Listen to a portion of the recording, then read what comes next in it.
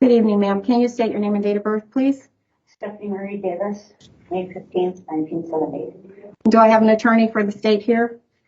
Yes, good afternoon, Your Honor. John Schneider for the Maricopa County Attorney's Office, appearing via Teams. All right. Thank you, sir. I'm going to go through and give her the charges as well as her court dates and my bond inclination, and then I will let you make any statements you'd like to make, okay? Yes, Judge, thank you. All right, ma'am, you're here on a new Superior Court case for 1 count of murder in the first degree, a Class 1 felony, and 2 counts of child vulnerable adult abuse, a Class 2 felony. I am going to appoint an attorney to represent you. You'll have a status conference on February 7th at 10:30 and a preliminary hearing on February 9th at 10:30. At this point, ma'am, I'm inclined to impose a cash-only bond for you in the amount of $3,500,000. If you do bond out, you'll be released to pretrial services supervision and fitted with an electronic monitoring device. I'm indicating in my order that you're not to contact the alleged victim in any way, and you're not to have any contact with minors.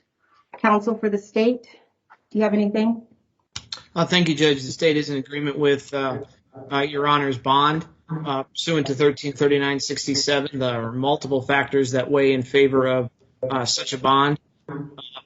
The nature and circumstances of the offense are frankly horrific, involving allegations of torture of children over a prolonged period of time, multiple victims, these extremely serious crimes.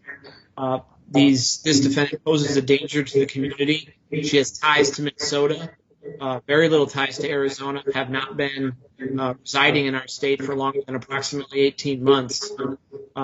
Defendant Descharmanis essentially confessed and gave a pretty detailed outline of the evidence against both defendants. So we ask that Your Honor impose the distinctive $3.5 million cash bond. I'm happy to answer any questions that you may have. Thank you. All right. Ma'am, do you have any questions for me? Yes. Okay. Did you already see my husband already today? No, I have not.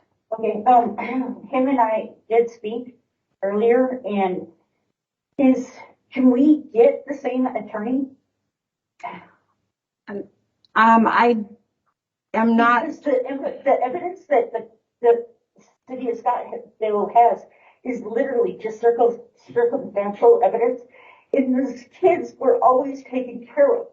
So, ma'am, you do not have an attorney present to represent you. So I want to remind you that everything you say is being recorded, and as you just heard, there is a member from the county attorney's office online and listening. So be careful of what you say. I'm going to let you speak to me, but I want you to recognize that, okay? Can we get the same lawyer, or do we have to have? I'm going to appoint an attorney to represent you. It's going to be up to the trial court. I doubt if you will have the same attorney, but I'm going to let your trial judge make that determination. Yeah, because can I talk to my husband? I don't know if you'll be in any vicinity where you'll be able to speak with your husband, ma'am. I doubt if you will be able to. Okay. Because as I said, I spoke to him, and he explained to me that he felt like he was being forced because they literally wouldn't give up on him. And they were making him say things that he didn't want to. That's why I'm asking. Okay, so I did appoint an attorney to represent you. So when you speak with your attorney, you make sure you talk to your attorney about the concerns that you have.